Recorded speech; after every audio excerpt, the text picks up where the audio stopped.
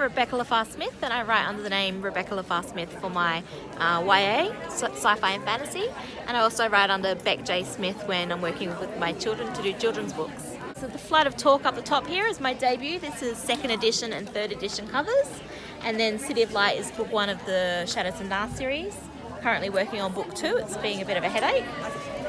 These are also mine, P.I. Penguin. We've got books 1 to 5 so far. And then I've helped South Perth author Nadia King get Jenna's Truth out into the world.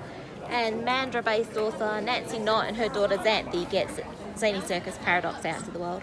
I've been writing since I was very, very little. My first poem was when I was 6, and I was first an internationally published poet at 12. So I did a lot of freelancing work in my 20s, and then finally turned to fiction in my 30s. I've been writing all my life. I don't think of myself as only a writer. I also have my family and things like that. I raise an autistic son and an autistic daughter, so they're both a big part of my world, and the writing is just where my heart is a lot of the time. It's the way I escape the world and way I look for adventure. I actually am the municipal liaison for National Novel Writing Month, which is NaNoWriMo, and so I coach and mentor a lot of authors. I worked with libraries to set up events and put together a whole festival of events for NaNoWriMo, and I've met a lot of authors doing that, and now I do plot storming workshops and authoring workshops, and I do one-on-one mentoring and coaching with indie authors who are looking to get their books out into the world. I think I teach the hero's journey when I teach plot storming, and it's the story of a person coming into themselves and discovering their strengths. And I think each time we write a book, we experience that journey again and again and again. And so that debut novel, it can take a fair while because we're just starting on the path, and there's an awful lot to learn as you become an author, a lot of craft to learn, and then again with the publishing stage of things.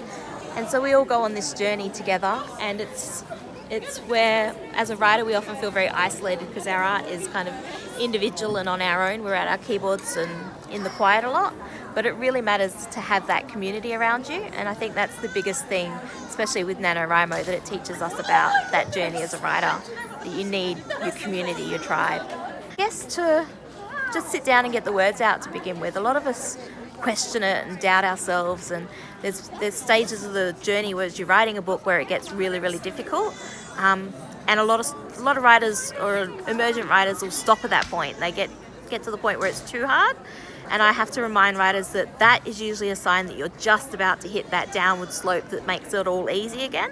So you just have to push past that it's too hard moment, and then the rest will be easy and it will come together and your story will be rich and strong. I think there's still a lot of stigma in the industry, and there's a lot of kind of competition with traditional publishing, but I think as indies we have a lot more power and a lot more control over our catalogue of books, and if we write frequently and write often and publish often, we're in charge of how successful we can become, whereas a traditional author is limited by how much they can get through a publisher and things like that. Most publishers will only accept 1 book a year, and when you're only earning a tiny percentage of each book's royalty, it's really hard to make a living. So I think as indies we actually have more power and the more ability to be successful and find success, but it is all on us. We're each independently responsible for our own success. One of the groups I host on Facebook is the 20 Books for Kids group, and marketing is the #1 challenge that the authors in that group mention. Primarily because with kids' books, we're trying to sell the books to the people who have the money, that's the parents and the teachers, but we need to interest the kids and convince the kids that they want to read it, and it's hard to find where to market your books that are going to connect to both of those audiences. So marketing is one of the biggest challenges, especially now it's become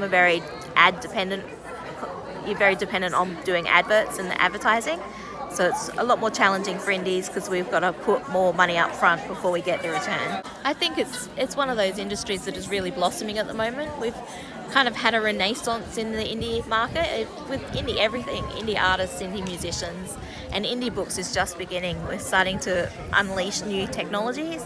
We're getting into audiobooks, we're getting into interactive stories, so it's been something that's just going to keep growing and evolving. Focus on the writing and make sure you're still writing for the love of it. It's so easy to get tangled up in the marketing side of things and writing to market, trying to find the stories that'll sell. But I found the more I lean into the stories I think will sell rather than the ones I'm really drawn to from my heart, the harder and harder it gets to actually do the writing. And the writing is the job. You need to sit down and get the words written. So if you're not writing what you love, you're going to give up, and you're better off writing what you love and then finding the market for that.